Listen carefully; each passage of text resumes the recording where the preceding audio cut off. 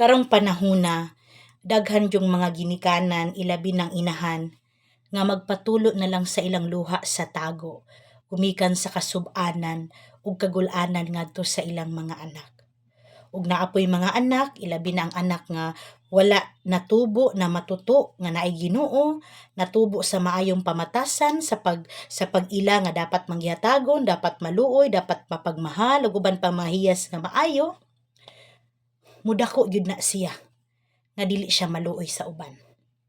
Ug sakit nato tan-awon ang katilingban karon nga daghan yung mga anak nga selfish ug maiya-iyahon sa kinabuhi. Kanang panglantaw nila katagbawan lang gyud sa ilang kaugalingon. Katagbawan sa mga butang nga diin walay katapusan.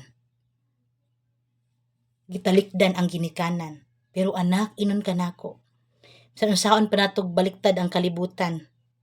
Kung ikaw magsakit na, kung ikaw walang-wala na, wala kay laing kaulian, imo pagyapong mga ginikanan.